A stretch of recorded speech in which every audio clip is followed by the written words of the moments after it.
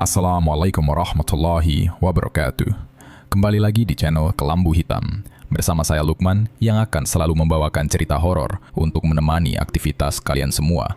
Gimana kabarnya teman-teman semua? Semoga kalian semua dalam keadaan sehat selalu dan dilancarkan rezekinya. Kali ini saya akan membawakan kisah yang sangat mengerikan, berjudul Dosa Besar Pak Kades. Seperti apakah ceritanya? Tanpa perlu lama lagi, mari kita masuk ke ceritanya. Namun sebelum itu, dukung channel ini dengan menekan tombol subscribe dan aktifkan lonceng notifikasinya agar tak ketinggalan cerita horor lainnya. Selamat mendengarkan. Tahun 2008 menjadi waktu yang tidak terlupakan oleh Rudy, Adit, Yuni, dan Wina. 4 mahasiswa dari kota besar itu ditugaskan menjalani kuliah kerja nyata atau KKN di Desa Watuasri, Pelosok, Jawa Timur. Perjalanan menuju lokasi memakan waktu sangat lama karena jalanan tanah bergelombang. Saat tiba di gapura desa, suasana sepi menyambut mereka. Beberapa warga akhirnya keluar dari rumah kayunya untuk menyapa mahasiswa tersebut. Mereka disambut ramah oleh kepala desa bernama Pak Manto. Pria parubaya berpeci hitam itu terlihat berwibawa dan murah senyum. Pak Manto mengumpulkan warga di balai desa sederhana untuk menyambut mereka secara resmi. Warga berharap mahasiswa dapat membantu pembangunan fasilitas desa, terutama pengairan sawah pertanian dan pendidikan dasar anak-anak yang kesulitan belajar. Selama beberapa minggu pertama, kegiatan 4 mahasiswa itu berjalan lancar. Rudy dan Adit sering ke sawah pada pagi hari membantu petani lokal, sekaligus meneliti kondisi tanah. Sementara Yuni dan Wina menghabiskan waktu di pemukiman, mengajar anak membaca, dan berdiskusi dengan ibu-ibu. Hubungan mereka dengan warga terjalin sangat akrab tanpa hambatan. Mereka sering diajak makan siang bersama di pinggir sawah atau duduk santai minum teh di teras. Kehidupan masyarakat desa yang sangat damai membuat mereka betah. Tiap hari mereka belajar tentang kebiasaan warga yang menjunjung tinggi tata krama. Namun di balik keramahan itu, ada satu aturan tidak tertulis yang dijaga ketat oleh penduduk desa Watuasri. Aturan itu sangat dihormati dan tidak ada warga berani melanggarnya sama sekali. Pada suatu malam saat mereka beristirahat di teras rumah, seorang warga tua bernama Mbah Darmo datang berkunjung. Beliau datang perlahan membawa sepiring ubi rebus hangat sebagai camilan. Saat asik makan ubi dan mengobrol santai, arah pembicaraan Mbah Darmo berubah sangat serius. Ia menatap tajam ke arah barat desa yang amat gelap tanpa lampu penerangan jalan. "Cah, kalian iki wis akeh bantu warga kene. Mbah cuma mau pesen siji wae nang kalian," ucap Mbah Darmo dengan nada pelan. Rudy menoleh dari piring ubi di meja lalu bertanya, "Pesan apa toh Mbah? Kok wajahnya serius banget gitu? Kalau kalian mau keliling desa sini, monggo. Bebas arep nang ndi wae. Tapi eling yo, jangan pernah kalian masuk ke hutan di barat desa sana. Jangan lewati batas pohon bambu rindang itu," kata Mbah Darmo menunjuk arah kegelapan. Adit mengerutkan dahi karena merasa heran. "Loh, emangnya ada apa di hutan barat itu, Mbah? Kok sampai dilarang banget gitu?" Mbah Darmo menjelaskan bahwa hutan itu adalah kawasan terlarang yang sangat angker, sehingga warga desa sudah lama tidak berani masuk ke sana sama sekali. Kata orang-orang tua zaman dulu, siapa aja yang nekat masuk ke sana pasti ngalamin kejadian aneh. Malah banyak yang pulang dalam keadaan berubah. Pokoknya ojo wani-wani rono, jelas Mbah Darmo dengan wajah menegang. Yuni saling berpandangan dengan Wina karena merasa sedikit takut. Rudy justru tersenyum tipis menganggap hal itu hanya mitos belaka. "Mungkin karena hutannya lebat terus banyak hewan buas ya Mbah, makanya dilarang masuk biar warga aman," sahut Wina mencoba memberi alasan masuk akal. Mbah Darmo menggelengkan kepalanya pelan menatap Wina. "Gudu hewan buas do, ada hal lain yang gak bisa dijelaskan pakai akal sehat. Ingat aja pesen Mbah, ojo rono." Setelah Mbah Darmo pulang, peringatan itu justru menumbuhkan rasa penasaran dalam pikiran mereka, terutama bagi Rudy dan Adit yang terbiasa logika. Mereka merasa cerita Mbah Darmo hanyalah sebuah kepercayaan lama warga desa yang tidak dapat dibuktikan kebenarannya. Mereka membahas larangan tersebut saat mengetik laporan kuliah malam hari. Rudy berpendapat bahwa warga sengaja melebih-lebihkan cerita horor agar kelestarian hutan tidak dirusak pendatang. Wina dan Yuni awalnya ragu dan takut melanggar aturan tersebut. Tetapi lama-kelamaan, pikiran mereka ikut dipenuhi rasa penasaran mendengar argumen santai dari Rudy dan Adit. Mereka sepakat bahwa melihat batas terluar hutan bisa menjadi petualangan kecil sebelum tugas kuliah berakhir. Mereka yakin masuk sebentar ke area batas hutan sore hari tidak akan menimbulkan masalah besar apapun. Suatu sore yang cerah, setelah kegiatan mengajar anak dan membantu warga di sawah selesai, mereka berkumpul di teras rumah singgah. Wina sibuk memotong beberapa buah-buahan segar yang dibeli dari pasar desa tadi pagi. Rencananya, mereka akan membuat rujak buah untuk camilan sore sambil bersantai bersama. Buahnya udah siap dipotong semua nih, bumbunya juga udah aku ulek. Gimana kalau kita makan rujak di pinggir hutan barat itu aja? Daripada bosen makan di teras rumah terus, kita jalan-jalan bentar cari suasana baru. Usul Rudy menunjuk ke arah jalan setapak di sebelah barat desa. Yuni langsung menatap Rudy tajam. Kamu serius, Rud? Kan Mbah Dharma udah bilang kita dilarang keras ke sana. Nanti kalau warga sampai tahu, kita bisa habis dimarahin sama Pak Manto. Kita kan cuma duduk di pinggirannya aja, Yun. Lagian ini kan masih sore, langitnya masih terang benderang. Masa kalian berdua masih percaya sama cerita hantu gitu? Timpal Adit meyakinkan Yuni agar setuju. Rudy juga menambahkan bahwa mereka sesekali butuh melihat pemandangan baru selain hamparan sawah dan tembok balai desa agar tidak bosan setiap hari. Setelah terus-menerus dibujuk, Yuni dan Wina akhirnya mengalah dan setuju ikut. Mereka bersiap membawa kotak berisi buah serta bumbu rujak pedas tersebut. Agar rencana tidak dicegah warga desa yang beraktivitas di luar, mereka memutuskan pergi secara diam-diam tanpa pamit sama sekali. Mereka berjalan menyusuri jalan setapak tanah di area belakang rumah singgah yang jarang dilewati penduduk. Langkah kaki sengaja dibuat pelan agar tidak ada orang yang menegur di tengah jalan. Mereka sengaja memilih jalur memutar yang jauh dari pusat keramaian desa Watu Asri. Semakin jauh mereka berjalan meninggalkan perumahan, suasana perlahan terasa berbeda dari biasanya. Pohon bambu besar yang menjadi batas antara desa dan hutan larangan itu kini terlihat semakin dekat di depan mata. Angin sore yang awalnya sejuk mendadak berubah jauh lebih dingin saat menyentuh permukaan kulit mereka. Yuni dan Wina tampak begitu antusias menunjuk beberapa tanaman herbal yang sering mereka bahas saat kuliah dulu di kampus. Sambil membawa kotak berisi buah-buahan, mereka terus berjalan masuk tanpa mempedulikan arah mata angin. Mereka akhirnya tiba di kawasan terlarang bagi seluruh warga desa sejak zaman dahulu kala. Kalian lihat akar yang merambat di batang pohon besar itu? Kayaknya itu tanaman herbal yang sering dipakai buat obat tradisional sama warga desa. Ucap Yuni sambil menunjuk sebuah pohon beringin yang menjulang amat tinggi di depan mereka. Adit segera mendekat ke arah pohon itu lalu mengangguk pelan. Iya Yun, kamu benar tenan. Nanti pas kita balik ke penginapan, kita bawa sedikit buat contoh ya. Siapa tahu bermanfaat buat bahan laporan penelitian kampus kita nanti. Kalian dengar suara gemericik air gak dari arah sana? Kayaknya ada sumber air atau sungai kecil di dekat situ. Gimana kalau kita makan rujaknya di pinggir sungai itu aja, biar lebih segar suasananya? Ajak Rudy sambil menajamkan pendengarannya ke arah semak-semak tebal. Wina tersenyum lebar dan langsung setuju dengan ajakan Rudy sore itu. Ayo deh, aku juga lumayan nyelak dari tadi jalan terus-terusan. Kita istirahat di situ aja sambil makan buah-buahannya. Pasti enak banget makan rujak di pinggir sungai. Mereka berempat kemudian menerobos semak-semak tebal bersukaria untuk mencari sumber air yang didengar oleh Rudy. Namun setelah berjalan lebih dari setengah jam menyusuri semak, suara gemericik air itu justru menghilang begitu saja. Mereka sama sekali tidak menemukan sungai atau genangan air sedikit pun di tempat itu.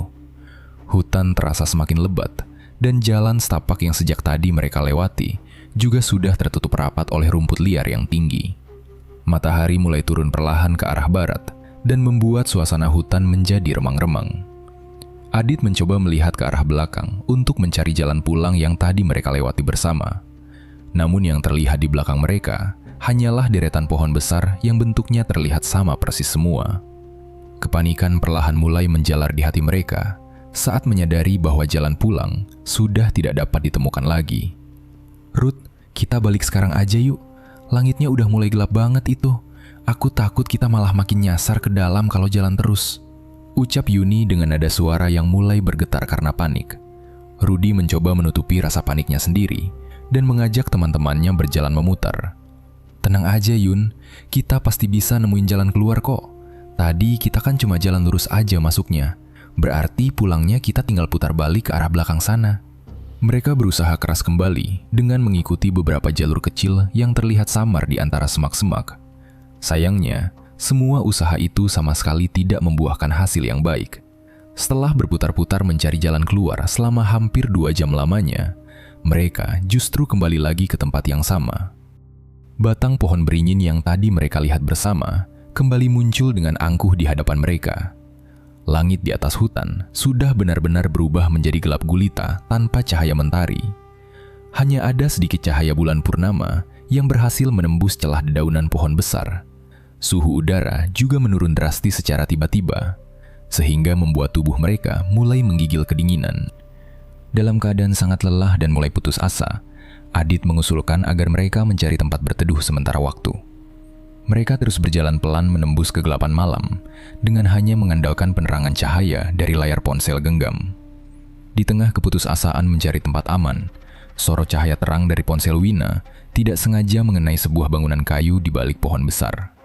Itu adalah sebuah gubuk tua yang kondisinya sudah sangat rapuh dan hampir roboh menyentuh permukaan tanah. Atap gubuk itu terbuat dari anyaman daun rumbia yang sebagian besar sudah hancur dan berlubang parah. Dinding kayunya juga terlihat lapuk dimakan usia.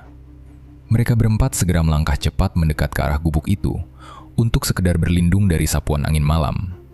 Namun, saat jarak mereka semakin dekat, tiba-tiba tercium bau yang amat sangat tidak sedap dari dalam bangunan tua itu. Kalian cium bau aneh nggak dari gubuk ini? Kok baunya amis banget, kayak bau darah gitu? Campur bau bangkai juga, bikin mual perut, kata Wina sambil menutup hidungnya rapat-rapat pakai telapak tangan. Adit juga ikut menutup hidung, lalu ngelangkah lebih berani ke arah pintu gubuk. Iya bener, baunya nyengat banget dari arah dalam situ. Coba aku cek dulu ya ke dalam bentar, kalian tunggu di luar sini aja. Dengan sisa keberanian yang ada di dadanya, Adit mendorong pintu gubuk yang sudah reot itu secara perlahan. Pintu kayu itu berderit keras, memecah kesunyian malam saat perlahan terbuka lebar. Rudy segera menyusul masuk dari belakang sambil mengarahkan cahaya ponselnya ke setiap sudut ruangan gelap itu. Gubuk itu ternyata kosong dan sama sekali tidak ada penghuninya. Namun, pemandangan mengerikan di dalamnya membuat bulu kuduk mereka merinding seketika. Di bagian pojok ruangan kayu itu, terdapat sisa-sisa sesajen lama yang sudah mengering dan menghitam kusam. Ada beberapa bunga melati yang layu dan bekas bakaran kemenyan hitam. Selain itu, ada juga selembar kain merah yang terlihat kotor, tergeletak begitu saja di atas lantai tanah yang lembab. Meskipun suasana di dalam gubuk itu amat mengerikan dan berbau sangat busuk, mereka tidak punya pilihan lain untuk berteduh. Hutan liar di luar jauh lebih gelap dan berbahaya bagi keselamatan nyawa mereka. Mereka berempat akhirnya memutuskan untuk masuk, lalu duduk bersandar di lantai tanah yang sedikit kering di dekat pintu masuk. Yuni dan Wina duduk saling berpelukan erat untuk menghangatkan tubuh dan mengusir rasa takut yang terus membayangi pikiran. Rudy dan Adit duduk berjaga di depan mereka sambil terus memandangi keadaan luar yang gelap gulita melalui pintu yang setengah terbuka. Kotak bekal berisi buah-buahan yang sejak sore mereka bawa tergeletak begitu saja di sudut ruangan karena mereka sudah tidak memiliki selera makan sedikit pun. Suasana sunyi kembali menyelimuti malam kelam itu. Hanya suara nafas putus-putus mereka berempat yang terdengar jelas memecah keheningan di dalam ruangan sempit itu. Tiba-tiba, keheningan pecah saat Wina merintih pelan. Gadis malang itu menekan bagian bawah perutnya dengan kedua tangan sambil menundukkan kepala dalam-dalam. Tubuhnya mulai bergetar pelan, menahan rasa sakit luar biasa yang datang menyerang secara tiba-tiba. "Win, kamu kenapa? Perut kamu sakit ya? Masuk angin gara-gara kedinginan di luar tadi?" tanya Yuni sambil memegang pundak temannya dengan raut wajah sangat khawatir. Wina sama sekali tidak memberikan jawaban atas pertanyaan itu. Rintihannya justru berubah perlahan menjadi erangan kesakitan yang sangat keras menggema. Wina meremas bajunya sendiri sambil berteriak memegangi perut dengan tenaga yang kuat. Belum sempat Rudy dan Adit melangkah mendekat untuk menolong, Wina mendadak memuntahkan sesuatu dari mulutnya dengan sangat hebat. Namun yang keluar dari mulutnya bukanlah sisa makanan atau buah-buahan yang tadi ia makan siang. Cairan kental yang dimuntahkan Wina adalah cairan berwarna gelap yang seketika menyebarkan bau besi sangat tajam memualkan. Itu adalah darah segar. Yuni menjerit ketakutan melihat pemandangan menyeramkan itu, lalu langsung menjauh beberapa langkah ke belakang. Tubuh Wina mendadak menggigil sangat hebat, seperti orang kedinginan parah yang sedang sekarat. Saat Wina perlahan mengangkat kepalanya kembali menatap teman-temannya, pandangan matanya sudah berubah menjadi sangat kosong dan tidak berkedip sama sekali. Dengan suara berat dan serak yang sama sekali berbeda dari suara aslinya, Wina menatap kosong ke arah pintu gubuk yang terbuka lebar. "Dia sudah datang ke tempat itu," ucap Wina perlahan dengan senyum tipis yang membuat udara di sekitar mereka terasa membeku seketika. Beberapa detik kemudian, tawa Wina mendadak berubah menjadi suara tangisan yang sangat menyayat hati. Suara tangisan dan tawa itu keluar bergantian dari mulut Wina tanpa henti. Yuni hanya bisa meringkuk ketakutan di pojok ruangan sambil menutup kedua telinganya menggunakan tangan. Suasana di dalam gubuk tua itu berubah menjadi sangat mencekam dan menguras tenaga mereka berempat. Di tengah kepanikan menahan tubuh Wina yang terus meronta, telinga mereka menangkap suara aneh dari luar gubuk kayu itu. Dari kejauhan, terdengar sangat jelas suara tangisan seorang perempuan yang menyayat hati terbawa oleh hembusan angin malam. Tangisan misterius itu terdengar sedih, namun sekaligus membawa aura ancaman yang membuat dada mereka berdebar kencang. Rudy dan Adit saling berpandangan dengan raut wajah pucat pasi, karena menyadari suara tangisan itu bukan berasal dari mulut Wina. Suara tangisan perempuan di luar sana perlahan-lahan terdengar semakin mendekat ke arah tempat mereka berlindung. Langkah kaki tanpa wujud seolah-olah sedang berjalan pelan mengelilingi bangunan kayu lapuk itu secara terus-menerus. Udara di dalam ruangan itu mendadak menjadi dingin menusuk sampai ke tulang mereka berempat. Yuni semakin memeluk lututnya erat-erat sambil merapal doa memohon perlindungan dari gangguan makhluk itu. "Ruth, kamu dengar suara tangisan di luar sana kan? Itu suara siapa malam-malam begini di hutan?" tanya Adit dengan bibir bergetar menahan ketakutan yang luar biasa. Rudy mengangguk pelan dengan keringat dingin yang membasahi wajah dan lehernya. "Iya, Dit, aku dengar jelas banget. Kamu pegang tangan Wina yang kuat ya, jangan sampai terlepas. Jangan ada yang berani keluar dari gubuk ini." Belum sempat mereka bernapas lega, tiba-tiba terdengar suara garukan kuku tajam dari arah pintu kayu di depan mereka. Kuku-kuku tidak kasat mata itu menggaruk permukaan papan kayu berulang kali dengan tempo ketukan teratur. Suara garukan mengerikan itu terdengar nyaring dan membuat seluruh bangunan gubuk bergetar pelan. Mereka berempat langsung membeku di tempat duduk masing-masing tanpa berani mengeluarkan suara napas sekecil apapun. Garukan tajam itu terus berlanjut, seolah sosok tidak terlihat di luar sana sedang memaksa masuk ke dalam tempat mereka bersembunyi. Karena rasa penasaran yang bercampur dengan ketakutan berlebih, Yuni memberanikan diri mengintip keadaan luar melalui celah kecil dinding anyaman bambu. Gadis itu mendekatkan wajahnya perlahan-lahan ke arah celah kayu yang sudah bolong dimakan usia itu. Betapa terkejutnya Yuni saat menatap tajam keluar celah bambu tersebut pada malam yang gelap gulita itu. Tepat di balik dinding kayu tempatnya bersandar sebari tadi, ada sepasang mata berwarna merah gelap yang menyala terang menatap balik ke arahnya. Mata mengerikan itu melotot tajam memperhatikan seluruh gerak-gerik mereka berempat di dalam ruangan sempit itu. Yuni menjerit histeris, lalu menarik wajahnya menjauh dari dinding kayu lapuk tersebut dengan napas tersengal-sengal. Tubuh Yuni jatuh terduduk lemas di lantai tanah basah sambil menunjuk ke arah celah dinding dengan jari gemetar. "Ada mata merah di luar situ. Dia ngeliatin kita terus dari tadi," ucap Yuni menangis terseduh-seduh. Mendengar ucapan Yuni barusan, Rudy dan Adit semakin mengeratkan pegangan tangan mereka pada tubuh Wina yang masih meronta. Namun teror pada malam itu rupanya masih sangat jauh dari kata selesai. Tiba-tiba, dari celah atap daun rumbia yang rusak, muncul rambut berwarna hitam panjang yang menggantung lurus ke bawah. Rambut hitam pekat itu menjuntai perlahan-lahan menutupi sebagian ruangan seperti benang yang turun menetes dari langit-langit gubuk. Bersamaan dengan kejadian menyeramkan itu, Wina berhenti bergerak lalu membuka kedua belah kelopak matanya lebar-lebar. Seluruh bagian bola mata Wina telah berubah menjadi warna putih polos tanpa ada titik hitam sedikit pun. Dengan suara berat pria yang bergema keras, Wina mulai berbicara kepada teman-temannya yang masih menatapnya dengan rasa terkejut. "Tubuhku dirobek paksa di tempat ini. Darahku dibuang begitu saja ke tanah gubuk ini sampai habis tidak bersisa," ucap Wina mengancam. Rudy menelan ludahnya susah payah mendengar perkataan mengerikan yang baru saja keluar dari mulut sahabatnya itu. Win, kamu sadar Win? Istighfar, ingat Tuhan. Jangan biarin makhluk itu nguasain tubuh kamu terus-terusan. Seru Rudy menepuk pipi Wina. Percuma Ruth, dia udah gak sadar sepenuhnya. Kita cuma bisa nunggu sampai pagi datang. Jangan buka pintu itu sama sekali. Timpal Adit menenangkan. Aku takut banget Dit. Suara garukannya makin keras dari tadi. Gimana kalau makhluk itu berhasil masuk dalam sini? Rengek Yuni memeluk lututnya. Tenang Yun, selama kita kumpul di sini dan gak keluar, kita pasti aman. Kita harus kuat nunggu matahari terbit, jawab Adit memberi semangat. Sepanjang sisa malam panjang itu, tidak ada satu orang pun dari mereka yang berani memejamkan mata atau menggeser posisi duduk. Suara tangisan yang menyayat hati, garukan kuku di celah pintu kayu, dan suara tawa aneh dari mulut Wina terus mengelilingi bangunan rapuh itu.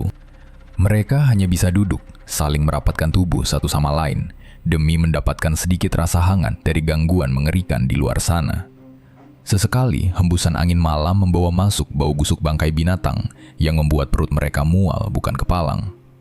Mereka terus berdoa tanpa putus di dalam hati, memohon perlindungan dari bahaya yang mengancam nyawa mereka di hutan larangan itu. Waktu terasa berjalan sangat lambat, seolah berhenti berputar saat mereka harus melewati setiap detik penderitaan penuh ketakutan itu. Setelah melewati penderitaan berjam-jam yang menyiksa batin, cahaya terang berwarna keemasan dari arah timur perlahan menembus celah dinding gubuk tua itu. Saat matahari pagi mulai terbit menyinari hutan larangan itu, semua suara gaib dan mengerikan itu tiba-tiba menghilang begitu saja. Tidak ada lagi suara tangisan sedih perempuan, tidak ada garukan kuku di pintu, dan rambut hitam panjang di atap itu juga lenyap tanpa bekas. Wina yang sejak semalam kesurupan parah, akhirnya menutup matanya, lalu jatuh tertidur lemas di lantai tanah dengan napas teratur. Kesempatan itu langsung digunakan dengan cepat oleh Rudy dan Adit untuk segera keluar dari tempat terkutuk itu.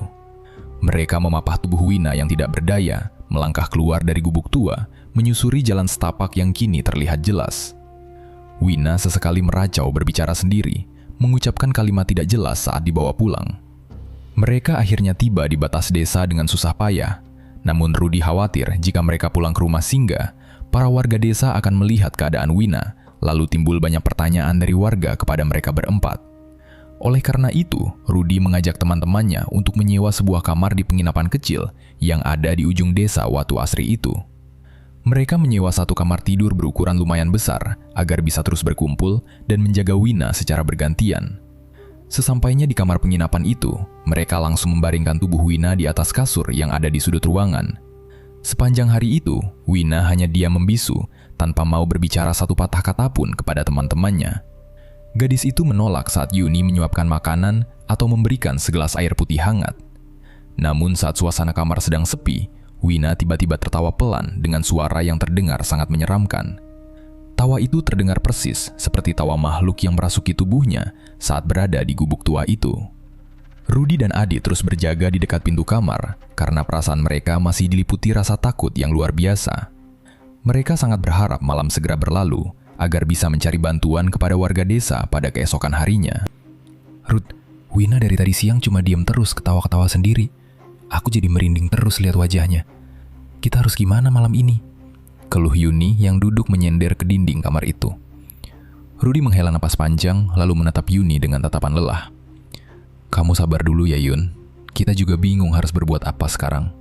Besok pagi-pagi banget, kita bakal temuin Pak Manto buat minta tolong. Iya Yun, Pak Manto pasti ngerti cara nyembuhin Wina. Beliau kan kepala desa di sini, pasti tahu banyak hal soal hutan itu. Pokoknya malam itu kita harus tetap bangun buat jagain Wina. Tambah Adit berusaha memberikan rasa tenang. Tapi aku takut banget Dit, perasaan aku dari tadi gak enak terus. Hawanya juga beda banget di dalam kamar penginapan ini. Rasanya dingin banget, balas Yuni sambil memeluk lututnya sendiri. Malam itu akhirnya tiba menyelimuti seluruh desa Watu Asri dengan kesunyian yang amat pekat. Tidak ada suara kendaraan atau aktivitas warga yang terdengar dari luar kamar penginapan itu. Mereka berempat hanya duduk diam menunggu waktu berjalan sambil terus membaca doa. Tepat pada pukul 1.33 dini hari, suasana di dalam kamar penginapan itu mendadak berubah menjadi sangat mencekam. Lampu bohlam di tengah ruangan tiba-tiba berkedip-kedip, lalu mati dengan sendirinya, meninggalkan kegelapan total. Suhu udara di dalam kamar itu langsung menurun drastis, sehingga membuat napas mereka mengeluarkan uap putih. Rudy menyalakan layar ponselnya untuk memberikan sedikit cahaya ke arah tengah ruangan. Pada saat cahaya ponsel itu menyinari sudut kamar, mata Rudy membelalak lebar melihat sesosok makhluk mengerikan berdiri tepat di depan lemari kayu.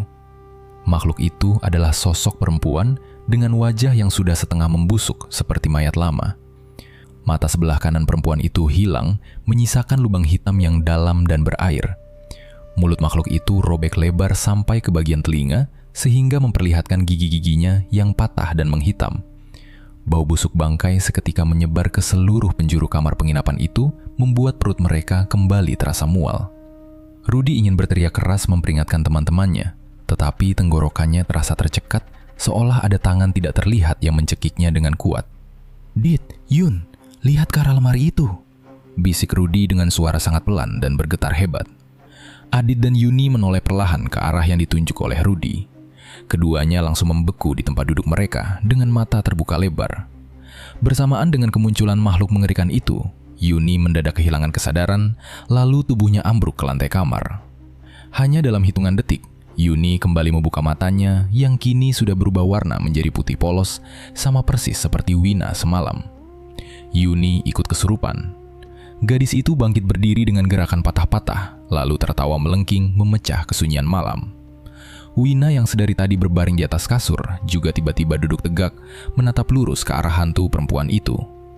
Melalui tatapan kosong Wina dan Yuni, hantu perempuan itu menunjukkan wujud aslinya yang jauh lebih mengerikan kepada Rudy dan Adit. Perempuan itu memutar tubuhnya perlahan-lahan, menunjukkan bagian punggungnya kepada mereka berdua. Punggung perempuan itu memiliki lubang yang sangat besar dan menganga lebar. Dari lubang besar di punggung itu, terlihat jelas organ-organ tubuh yang sudah membusuk dan terburai berjatuhan ke lantai kamar. Darah segar berwarna hitam kental terus mengalir deras dari seluruh tubuhnya, membawa ribuan belatung putih yang menggeliat menjijikan. Bau amis darah bercampur nanah busuk, membuat Adit memuntahkan seluruh isi perutnya ke lantai kamar itu.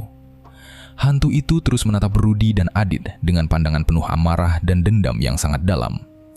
Di tengah teror yang sedang berlangsung itu, Wina mulai menggerakkan bibirnya secara berulang-ulang.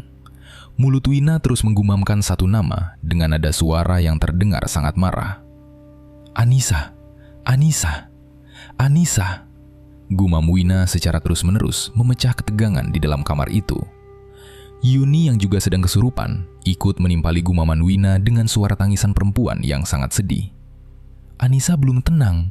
Anissa mau pulang. Anissa sakit," ucap Yuni sambil memukul-mukul dadanya sendiri dengan kuat. Rudy dan Adit saling melempar pandangan di tengah kegelapan dan ketakutan itu. Mereka sama sekali tidak mengenal siapa perempuan bernama Anissa itu.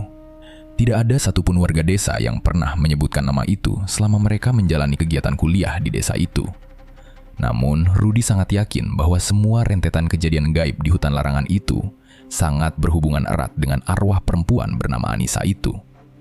Nama itu pasti menjadi kunci jawaban atas semua teror mengerikan yang sedang menimpa mereka berempat. "Ruth, mereka berdua nyebut nama Anissa terus dari tadi. Siapa sebenarnya Anissa itu?" tanya Adit sambil mundur merapatkan punggungnya ke tembok kamar. "Aku juga nggak tahu, Dit. Kita belum pernah dengar nama itu sebelumnya di desa ini. Tapi sosok hantu itu pasti ada hubungannya sama nama Anissa," jawab Rudy sambil terus mengawasi sosok mengerikan di depan mereka. "Gimana kalau Pak Manto tahu soal nama itu, Ruth? Besok pagi kita harus benar-benar paksa Pak Manto buat cerita semuanya ke kita. Kita nggak bisa diam aja lihat Wina sama Yuni kesiksa kayak gini terus," desak Adit dengan sisa-sisa keberaniannya. "Iya, Dit. Besok pagi begitu matahari terbit, kita langsung pergi ke rumah Pak Manto. Kita minta kejelasan soal nama Anissa itu. Malam ini kita harus bertahan hidup dulu sampai pagi datang," sahut Rudy menahan napas. Sisa malam di kamar penginapan itu terasa seperti sebuah neraka panjang bagi Rudy dan Adit. Mereka harus terus mendengar suara tawa, tangisan, dan raungan nama Anissa dari mulut Wina dan Yuni secara bergantian. Sosok hantu perempuan dengan punggung berlubang besar itu juga tidak kunjung pergi dari hadapan mereka. Hantu itu terus berdiri diam di sudut ruangan sambil meneteskan darah kental dan belatung ke lantai kamar. Sesekali hantu itu menoleh ke arah Rudy dengan sisa wajah membusuknya seolah ingin menyampaikan sebuah pesan penderitaan yang sangat mendalam. Cahaya matahari pagi akhirnya menembus celah jendela kamar penginapan itu. Bersamaan dengan datangnya pagi itu, sosok hantu perempuan mengerikan itu menghilang tanpa jejak dari sudut ruangan. Wina dan Yuni yang sejak semalam mengalami kesurupan parah langsung jatuh pingsan di atas lantai kamar. Rudy dan Adit segera mengangkat tubuh kedua teman mereka ke atas kasur dengan sisa tenaga yang ada.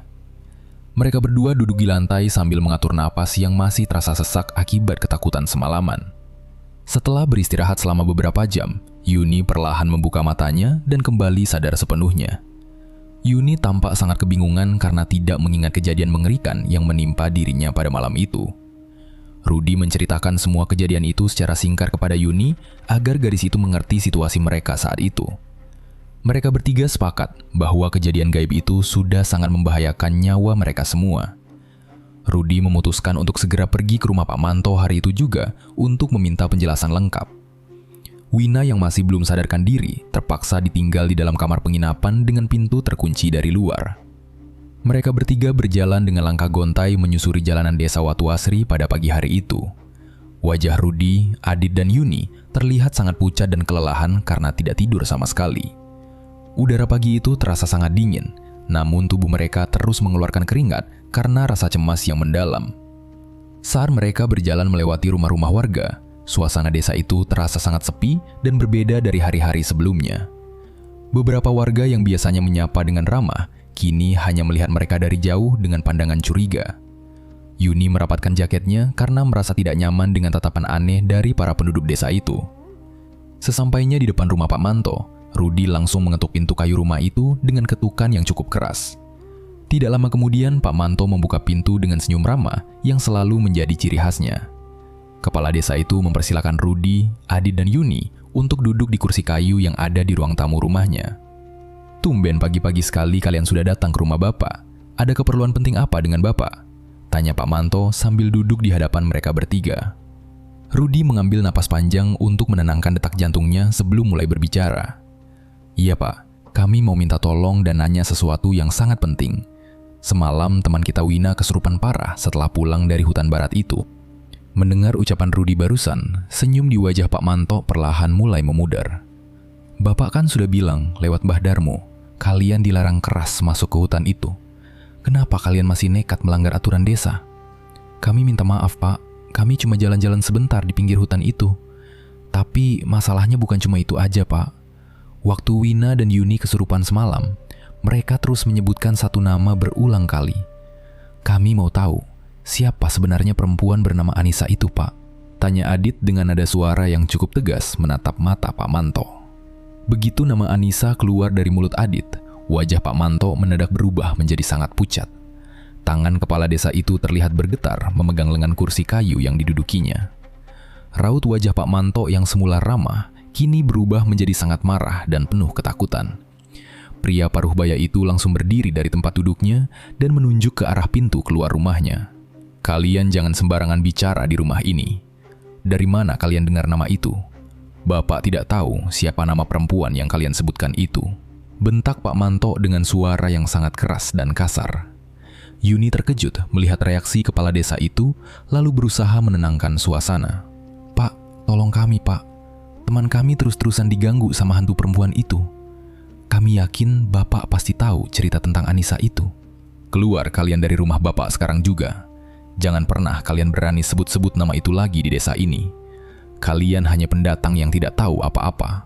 Pergi kalian dari sini," usir Pak Manto sambil mendorong punggung Rudy dengan kasar ke arah pintu.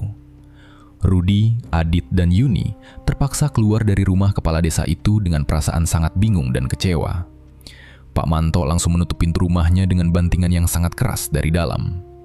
Reaksi kasar dan kemarahan Pak Manto membuat kecurigaan di dalam hati mereka menjadi semakin membesar. Mereka sangat yakin bahwa Pak Manto sedang menyembunyikan sebuah rahasia kelam tentang nama perempuan itu. Ketika mereka berjalan meninggalkan halaman rumah kepala desa, para warga yang melihat kejadian itu segera menunjukkan sikap yang sangat aneh. Warga desa yang berada di luar rumah langsung berlarian masuk ke dalam rumah masing-masing. Mereka menutup pintu dan jendela rumah rapat-rapat, seolah-olah sedang menghindari sebuah wabah penyakit menular. Suasana desa Watu Asri mendadak berubah menjadi sangat sunyi senyap, seperti desa mati yang tidak berpenghuni sama sekali. Di tengah kebingungan dan keputusasaan itu, seorang perempuan tua tiba-tiba keluar dari balik sebuah gang sempit. Perempuan tua itu adalah Mbok Nuri, salah satu warga yang rumahnya berada tidak jauh dari balai desa. Mbok Nuri berjalan perlahan menghampiri mereka bertiga sambil menengok ke kanan dan kiri dengan perasaan waspada. Perempuan tua itu menarik lengan Yuni secara diam-diam dan mengajak mereka pergi menjauh dari jalan utama desa itu. Mbok Nuri membawa mereka ke belakang sebuah bangunan kosong yang sepi agar pembicaraan mereka tidak didengar oleh orang lain. Tangan keriput Mbok Nuri terlihat bergetar hebat saat ia mulai menatap wajah Rudy, Adit, dan Yuni secara bergantian. Kalian bertiga dengarkan omongan Mbok baik-baik. Jangan sampai ada warga lain yang dengar cerita ini. Bisik Mbok Nuri dengan suara yang sangat pelan dan gemetar. Ada apa sebenarnya sama desa itu, Mbok? Kenapa Pak Manto marah besar waktu kami sebut nama Anissa? Tanya Rudy yang tidak bisa menyembunyikan rasa penasarannya lagi. Mbok Nuri menghela napas panjang dan meneteskan air mata sebelum menjawab pertanyaan Rudy itu. Anissa itu dulu gadis asli desa sini. Anaknya pintar dan wajahnya paling cantik di kampung ini. Tapi nasibnya sangat buruk. Bertahun-tahun yang lalu, Anissa diperkosa secara sadis sama Pak Manto dan dua orang temannya di tengah hutan larangan itu. Rudy, Adit, dan Yuni membelalakan mata mereka lebar-lebar mendengar kenyataan pahit itu. Dada mereka terasa sesak mendengarkan cerita kekejaman yang dilakukan oleh kepala desa yang selama itu terlihat sangat baik hati. Anissa waktu itu melawan sekuat tenaga buat lepas dari mereka. Karena panik dan takut ketahuan warga, Pak Manto sama temannya mencekik leher Anissa sampai anak itu meninggal di tempat itu juga. Lanjut Mbok Nuri sambil mengusap air matanya dengan ujung kain baju. Astaga, Pak Manto yang bunuh Anissa. Terus mayatnya dikubur di mana, Mbok? Tanya Yuni menahan tangis karena merasa sangat kasihan pada nasib gadis malang itu. Buat menghilangkan jejak kejahatan mereka, mayat Anissa dikubur begitu saja tanpa dimandikan di bawah lantai gubuk tua tengah hutan itu. Mbok tahu semua kejadian itu karena malam itu Mbok lihat langsung Pak Manto pulang ke rumah dengan baju yang penuh darah segar. Pak Manto ancam Mbok pakai golok. Dia bilang kalau Mbok berani cerita ke warga, Mbok juga bakal dibunuh dan dikubur di gubuk. Jelas Mbok Nuri dengan nada suara yang penuh rasa takut. Rudy terdiam kaku membayangkan penderitaan luar biasa yang dialami oleh Anissa pada malam kejadian itu. Pantas saja arwah Anissa menjadi sosok hantu yang penuh dengan dendam dan amarah. Jasadnya dibuang begitu saja tanpa mendapatkan pemakaman yang layak. Adit dan Yuni saling berpegangan tangan dengan tubuh bergetar hebat setelah mengetahui rahasia kelam desa itu. Kini mereka tahu alasan pasti mengapa Wina dirasuki dan disiksa secara terus-menerus oleh arwah perempuan itu. Setelah mendengar semua kenyataan pahit dari mulut Mbok Nuri, Rudy, Adit, dan Yuni bergegas kembali ke penginapan itu. Sepanjang perjalanan pulang, pikiran mereka dipenuhi oleh rasa bersalah sekaligus ketakutan yang luar biasa. Mereka akhirnya menyadari bahwa Wina telah dirasuki oleh arwah Anissa yang sedang menuntut keadilan. Sosok hantu perempuan di dalam kamar semalam bukanlah sekedar gangguan gaib biasa. Arwah itu ingin membalas dendam kepada orang-orang yang telah menghancurkan hidupnya pada masa lalu. Sesampainya di kamar penginapan itu, mereka melihat Wina masih terbaring kaku di atas kasur. Tidak ada satupun dari mereka yang berani mendekat atau menyentuh tubuh Wina.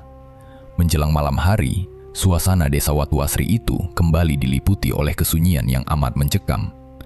Angin malam berhembus sangat kencang menerobos celah jendela kamar itu. Tepat saat jarum jam menunjuk angka tengah malam, tubuh Wina mendadak bangkit dari tempat tidurnya.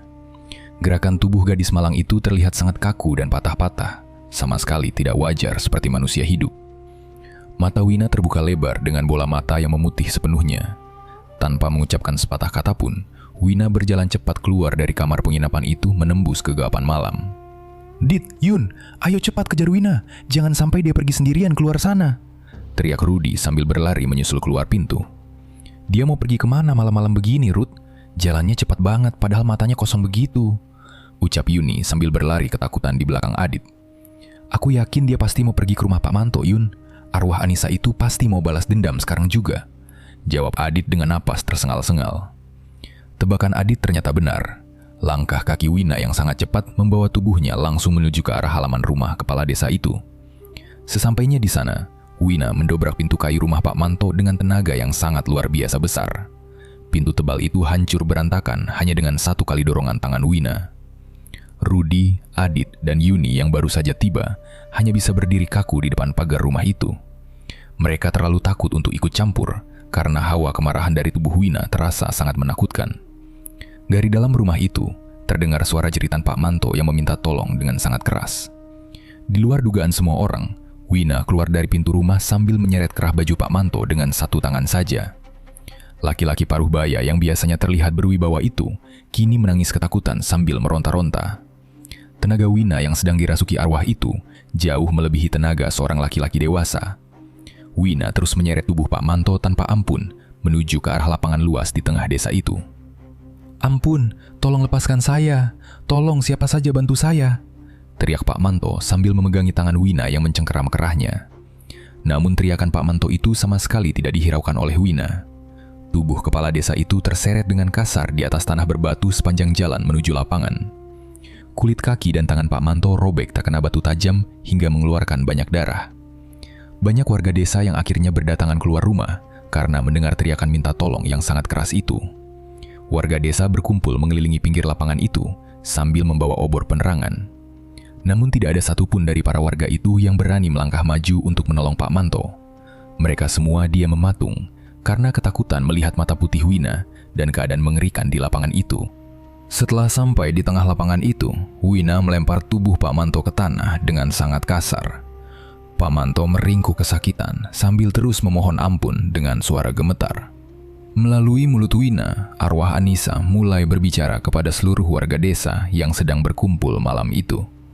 Suara yang keluar dari mulut Wina terdengar menggema berat, seolah-olah ada dua orang yang sedang berbicara bersamaan.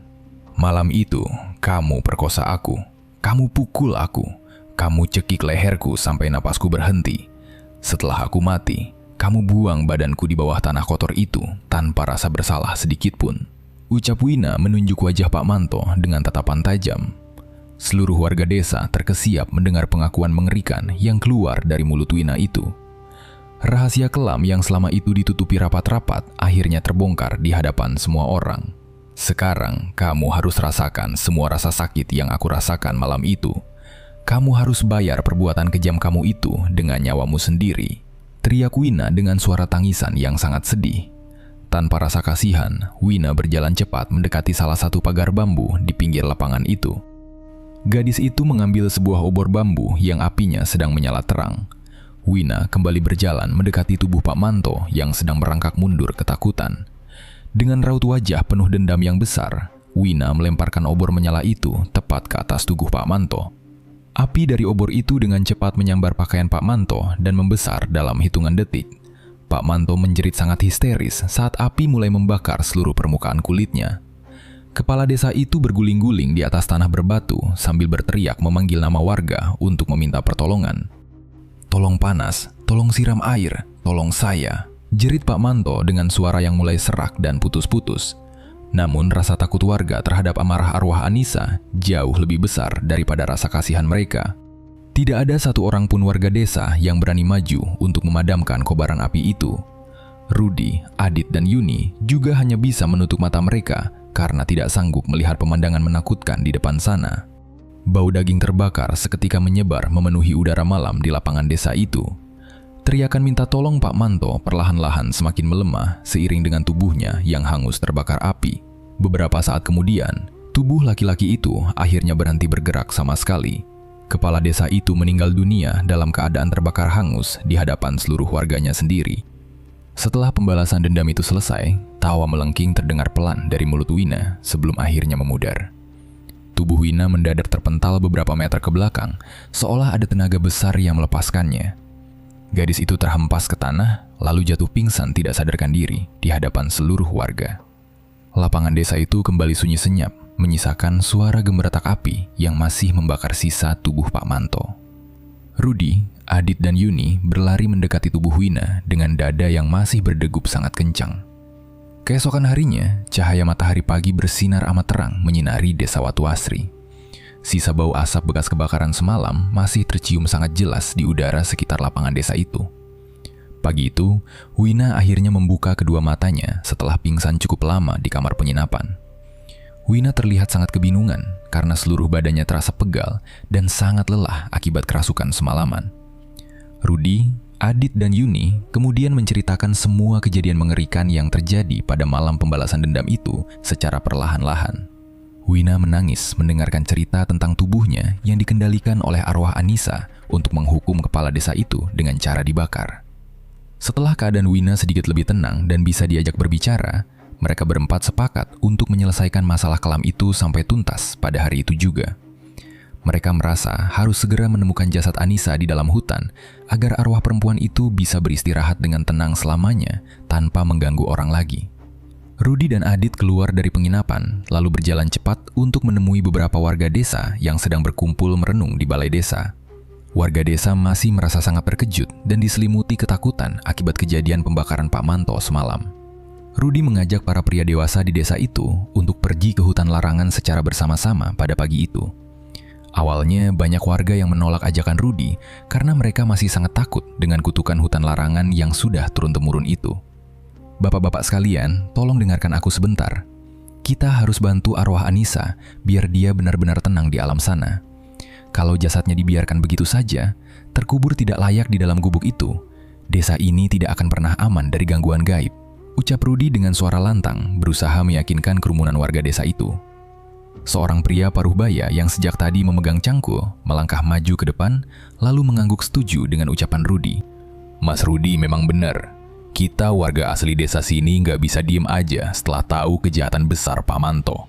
Ayo, kita pergi ke gubuk itu sekarang juga buat cari jasad anak malang itu sampai ketemu. Kalian semua tolong pulang ke rumah sebentar, bawa cangkul sama alat gali lainnya. Lalu kita kumpul di sini lagi. Ajak pria parubaya itu kepada teman-temannya. Setelah berhasil meyakinkan banyak warga desa, rombongan kecil itu mulai berjalan kaki beriringan menuju ke arah barat desa. Mbok Nuri yang sudah tua juga ikut berjalan pelan di barisan paling depan untuk menunjukkan lokasi pasti gubuk tua itu. Udara pagi itu terasa cukup hangat menerpa wajah mereka, namun rasa takut masih menyelimuti hati setiap orang yang ikut dalam rombongan pencarian itu. Perjalanan menembus pepohonan bambu yang besar-besar terasa jauh lebih mudah dilakukan pada pagi hari yang terang benderang dibandingkan saat sore hari. Wina dan Yuni berjalan di bagian tengah barisan sambil terus berpegangan tangan erat-erat di belakang tubuh Rudy dan Adit. Sesampainya rombongan itu di bagian tengah hutan, gubuk tua yang kondisinya hampir roboh itu akhirnya terlihat jelas dari kejauhan. Gubuk kayu lapuk itu tampak sangat rapuh dan kusam saat terpapar cahaya matahari pagi secara langsung. Meskipun hari sudah terang, bau anyir darah dan busuk bangkai masih tercium sangat menyengat dari arah bangunan tua itu. Rombongan warga mendadak menghentikan langkah mereka tepat di depan pintu gubuk yang masih terbuka sebagian itu. Mbok Nuri menunjuk ke arah permukaan lantai tanah di sudut ruangan kayu tersebut dengan tangan yang terus bergetar menahan tangis. Di bawah tanah kotor sebelah pojok itu, jasad Anissa dikubur sama Pak Manto berpuluh-puluh tahun lalu. Kalian gali tanah bagian situ pelan-pelan saja, jangan sampai merusak tulangnya, kata Mbok Nuri dengan suara yang terdengar sangat sedih dan lirih. Rudy dan Adit segera mengambil cangkul yang dibawa oleh warga, lalu mulai menggali lantai tanah di sudut gubuk itu. Tanah di dalam gubuk itu terasa sedikit keras saat dicangkul dan teksturnya lumayan lengket.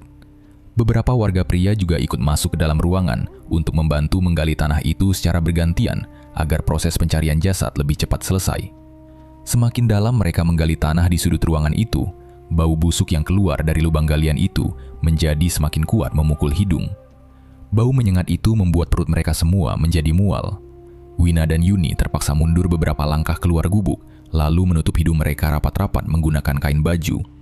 Setelah menggali lubang cukup dalam selama hampir 1 jam penuh tanpa henti, ujung cangkul yang dipegang Adit mendadak membentur sebuah benda yang cukup keras di dalam tanah. Tunggu sebentar semuanya. Jangan digali pakai cangkul lagi tanahnya.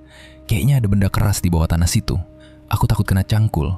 Biar aku bersihin pakai tangan saja sisa tanahnya, ucap Adit sambil berjongkok di pinggir lubang galian itu dan meletakkan cangkulnya.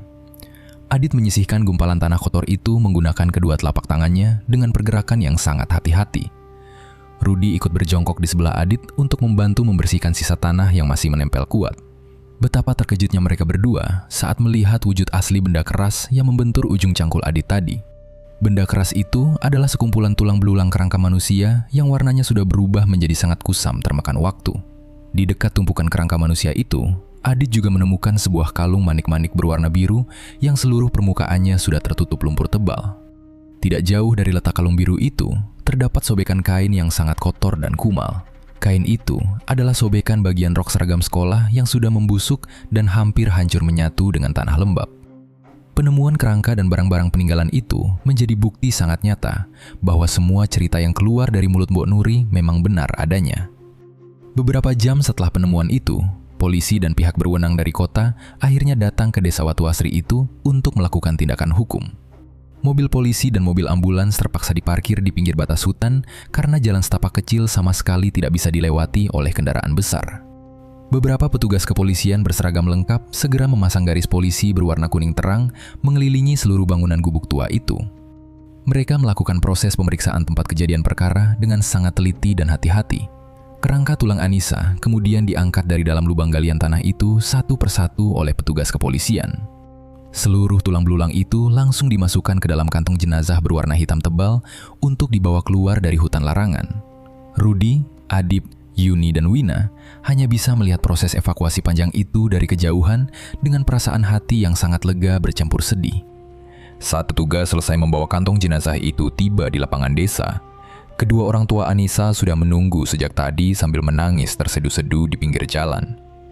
Selama bertahun-tahun lamanya, orang tua Anissa sama sekali tidak pernah mengetahui di mana keberadaan anak perempuan sematawayang mereka.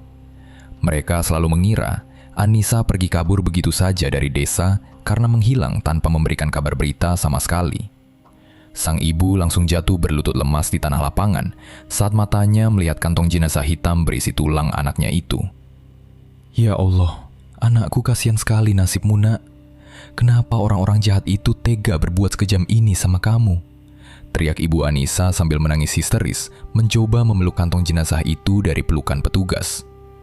Bapak Anissa juga ikut menangis terseduh-seduh, sambil memeluk pundak istrinya dengan sangat erat untuk memberikan kekuatan. Warga desa yang melihat pemandangan sangat menyedihkan itu, juga ikut meneteskan air mata mereka. Mereka merasa sangat bersalah, karena tidak pernah tahu kejahatan besar yang selama itu terjadi di dalam desa mereka sendiri. Setelah pihak kepolisian selesai melakukan serangkaian pemeriksaan lanjutan dan mencatat semua bukti kejahatan, jenazah Anissa akhirnya diserahkan kembali kepada pihak keluarga untuk dikebumikan. Pada sore hari itu juga, jenazah Anissa dimakamkan secara layak di tempat pemakaman umum desa Watuasri. Seluruh warga desa datang berbondong-bondong menghadiri proses pemakaman itu sebagai bentuk rasa duka cita mereka yang sangat mendalam kepada pihak keluarga. Rudy, Adit, Yuni, dan Wina berdiri berjejer dengan rapi di dekat area makam sambil terus menundukkan kepala. Mereka melihat proses lemparan tanah merah yang perlahan-lahan menutupi tempat peristirahatan terakhir gadis malang itu sampai rata. Doa-doa terus-menerus dipanjatkan oleh pemuka agama desa untuk memberikan ketenangan batin bagi arwah Anissa. Wina mengusap air matanya yang jatuh menetes membasahi pipi saat misan kayu akhirnya ditancapkan dengan kuat di atas gundukan tanah basah itu. Rudy, Adit, Yuni, dan Wina sangat berharap semua rentetan teror mengerikan itu akan benar-benar berakhir sore itu. Jasad Anissa sudah mendapatkan tempat pemakaman yang pantas, dan sang pelaku utama kejahatan juga sudah mendapatkan balasan hukuman yang setimpal nyawa. Singkat cerita, walaupun Pak Manto telah meninggal dunia dan jenazah Anissa sudah dimakamkan dengan layak, penderitaan di desa Watuasri itu ternyata masih belum benar-benar selesai. Hawa dingin dan perasaan tidak tenang masih terus menyelimuti pemukiman warga setiap malam. Istri Pak Manto yang tidak sanggup menerima kenyataan pahit itu perlahan-lahan mulai kehilangan kewarasannya. Perempuan paruh baya itu sering berjalan kaki mengelilingi jalanan desa itu pada siang dan malam hari dengan tatapan mata yang sangat kosong. Setiap kali berjalan keliling desa, perempuan itu selalu memeluk sebuah kendi tanah liat pada dadanya. Kendi tanah liat itu berisi sisa abu dari tubuh suaminya yang terbakar hangus di lapangan waktu itu. Penampilan istri Pak Manto berubah menjadi sangat berantakan. Rambutnya terlihat sangat kusut masai, dan bajunya juga tidak pernah diganti selama berhari-hari. Setiap kali berpapasan dengan warga desa di jalan setapak, istri Pak Manto selalu berteriak-teriak dengan suara yang sangat keras. Perempuan itu terus membela perbuatan suaminya dan menyalahkan seluruh warga desa atas kejadian mengerikan itu. "Kalian semua warga jahat. Suamiku itu orang baik, dia bukan pembunuh. Perempuan itu yang salah. Perempuan itu yang sengaja menggoda suamiku. Suamiku cuma difitnah sama kalian semua, teriak istri Pak Manto sambil menunjuk-nunjuk wajah warga yang lewat di depannya. Tidak ada satupun warga desa yang berani mendekat atau menenangkan perempuan itu. Mereka semua memilih bergegas masuk ke dalam rumah dan mengunci pintu rapat-rapat saat mendengar suara teriakan istri Pak Manto dari kejauhan. Warga desa sebenarnya merasa sangat kasihan melihat kondisi perempuan tua itu. Namun, mereka juga merasa sangat takut jika arwah Anissa kembali marah melihat kejadian tersebut. Puncak dari kegilaan istri Pak Manto terjadi pada beberapa hari setelah proses pemakaman selesai dilakukan. Pada suatu pagi yang sangat dingin, beberapa warga desa menemukan perempuan itu sedang duduk bersimpuh di depan makam Anissa. Istri Pak Manto tertawa-tawa sendiri sambil memegang sebuah foto usang yang bergambar wajah suaminya. Pemandangan selanjutnya membuat para warga desa bergidik ngeri. Perempuan itu menggigit foto suaminya sendiri dengan sangat kuat, sampai bagian mulut dan bibirnya mengeluarkan darah segar. Darah itu menetes membasahi tanah makam Anissa yang masih basah. Beberapa warga desa dibantu perangkat desa, akhirnya membawa perempuan malang itu pulang ke rumahnya untuk diobati dan dikurung secara paksa agar tidak membahayakan dirinya sendiri. Tragedi mengerikan di desa itu rupanya terus menyusul, tanpa memberikan kesempatan bagi warga untuk bernapas lega. Anak laki-laki Pak Manto yang masih berusia remaja juga ikut menanggung beban mental yang sangat berat akibat perbuatan ayahnya pada masa lalu. Anak remaja itu sempat berusaha kabur dari desa itu karena tidak kuat menahan rasa malu yang amat besar di depan masyarakat. Namun, usahanya selalu gagal karena ia tidak memiliki uang dan tidak punya tempat tujuan yang jelas di luar daerah itu. Anak malang itu akhirnya hanya mengurung diri di dalam kamarnya setiap hari, tanpa mau makan atau berbicara dengan siapapun. Pada suatu malam, Adit dan Rudi sengaja datang ke rumah Pak Manto untuk memberikan sedikit makanan kepada anak remaja itu. Saat mereka berdua berdiri di depan teras rumah itu, mereka mendengar suara tangisan yang sangat keras dari dalam rumah. Anak laki-laki Pak Manto sedang berteriak-teriak sambil menangis sejadi-jadinya di ruang tengah. Aku sudah tidak kuat hidup di desa ini lagi. Semua orang menatap aku terus-terusan, seperti aku ini orang yang menakutkan. Padahal, aku sama sekali tidak pernah menyentuh Anissa. Aku tidak tahu apa-apa soal pembunuhan itu. Tapi karena aku anak kandung Pak Manto, semua orang di desa ini ikut mengutuk aku. Teriak anak remaja itu dengan suara putus asa yang diiringi isak tangis. Rudi dan Adit hanya bisa berdiri diam mematung di luar pintu kayu itu. Mereka merasa sangat sedih, namun merasa tidak berhak mencampuri urusan pribadi keluarga tersebut.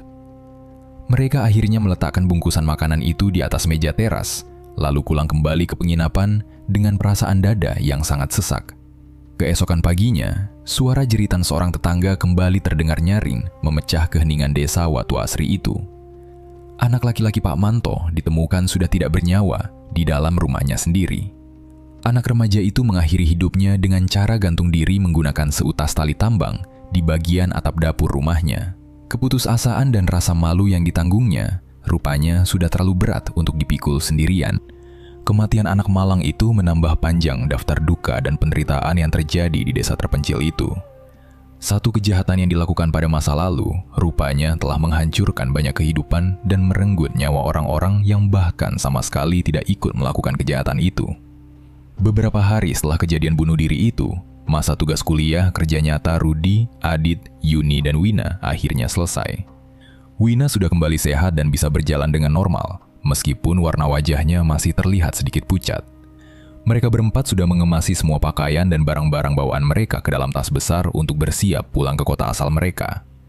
Sambil menunggu mobil sewaan datang menjemput ke penginapan, Rudi, Adit, dan Yuni memilih berjalan-jalan sebentar. Mereka ingin melihat pemandangan desa itu untuk yang terakhir kalinya. Mereka bertiga berjalan pelan, lalu duduk termenung di tepi pematang sawah yang menghampar sangat luas di ujung pemukiman. Angin sore berhembus cukup sejuk menerpa wajah mereka bertiga, membawa aroma khas tanah basah dan tanaman padi hijau.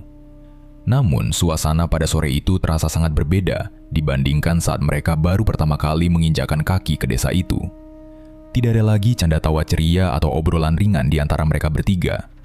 Mereka hanya duduk diam membisu sambil menatap jauh ke arah deretan pepohonan bambu yang membatasi desa dengan wilayah hutan larangan itu. Semua urusan kita di desa ini akhirnya sudah selesai ya. Jasad Anissa juga sudah dikuburkan dengan layak di tempat yang seharusnya. Ucap Adit memecah keheningan sambil mengembuskan napas panjang. Yuni mengusap kedua lengannya yang mendadak merinding saat angin sore kembali berhembus melewati tubuhnya. Iya, Dit, tapi entah kenapa aku tetap merasa tidak tenang sama sekali. Desa ini ternyata menyimpan terlalu banyak luka dan rahasia yang sangat kelam. Aku merasa masih banyak hal yang belum terungkap sepenuhnya di tempat ini. Rudy ikut menatap tajam ke arah kegelapan hutan larangan di seberang sawah itu dengan raut wajah yang sangat serius. Kamu benar, Yun. Kita memang sudah menemukan kerangka Anissa dan Pak Manto juga sudah meninggal dunia. Tapi aku yakin, satu kejahatan besar biasanya selalu menutupi kejahatan-kejahatan lain yang lebih kecil di belakangnya. Mereka bertiga kembali terdiam dan meresapi setiap kata yang baru saja diucapkan oleh Rudy barusan. Meskipun jasad Anissa sudah mendapatkan tempat istirahat yang pantas dan dendamnya telah terbalas kepada pelaku utamanya, perasaan janggal itu masih terus bertahan kuat di dalam hati mereka. Saat mereka sedang asyik melamun melihat batas hutan itu, hembusan angin sore yang cukup kencang tiba-tiba bertiup dari arah pepohonan besar di seberang sana. Bersamaan dengan datangnya angin dingin itu, telinga mereka bertiga menangkap sebuah suara gaib yang sangat mereka kenal.